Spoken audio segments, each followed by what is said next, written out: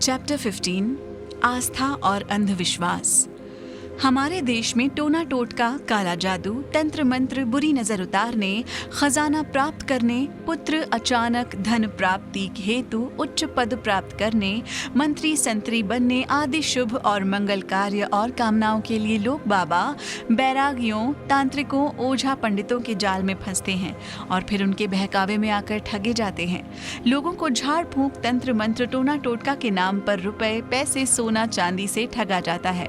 हमारे देश में सबसे ज्यादा स्त्रियां अंधविश्वास की शिकार होती हैं और वही सबसे ज्यादा इसके होती हैं उनका शारीरिक मानसिक शोषण होता है, उनके साथ वैश्य जैसा व्यवहार किया जाता है। उसके बाद भी अंधश्रद्धा, अंधभक्ति, अंधविश्वास के जाल में फंसकर व्यक्ति अपना सर्वस्व लुटा देते हैं।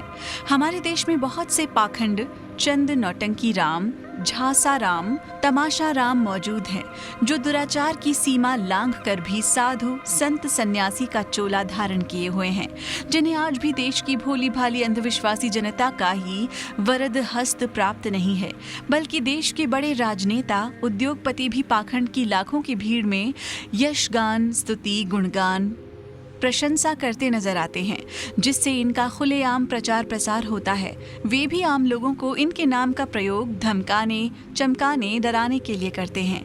उन सन्यासियों का खुलेआम चैलेंज रहता है कि कोई उनका कुछ नहीं बिगाड़ सकता है, सत्ता भी उनके चरण स्पर्श करती है।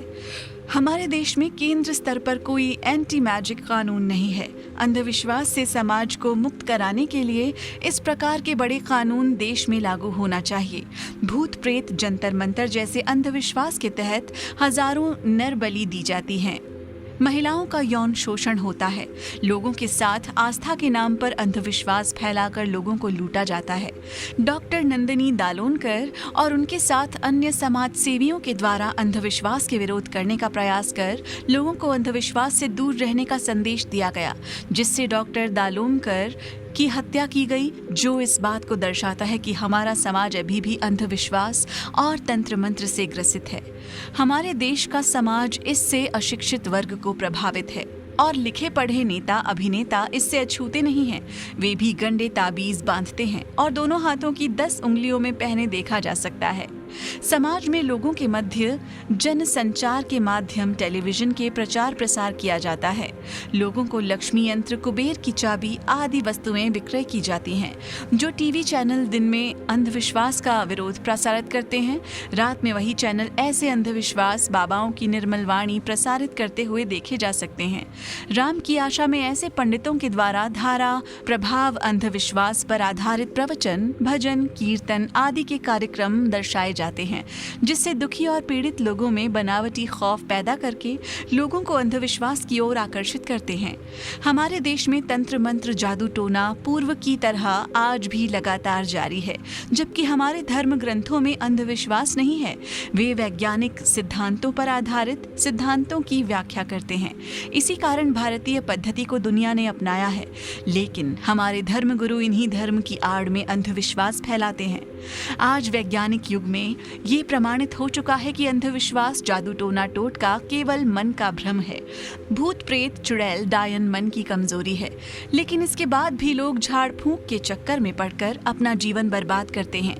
इसके लिए आवश्यक है कि स्कूल, कॉलेजों के माध्यम के पाठ्यक्रम में उसे शामिल किया जाए। सार्वजनिक रूप से इसका प्रभाव टीवी जैसे जन संचार के माध्यम से रोका जाए और बाबाओं की निर्मल वाणी पर रोक लगाई जाए। हम देख रहे हैं कि हमारे देश में अंधविश्वास देश को नर्क की ओर ले जा रहा है। इसलिए देश में व्याप्त पाखंडियों को उखाड़ फेंकने की आवश्यकता। आज भी जिस महिला का शोषण करना होता है तो उसे घर से निकाल दिया जाता है और उसके साथ यौन शोषण किया जाता है। हमारे समाज में सबसे ज्यादा महिला अंधविश्वास की शिकार होती है और वही सबसे ज्यादा प्रभावित होती है।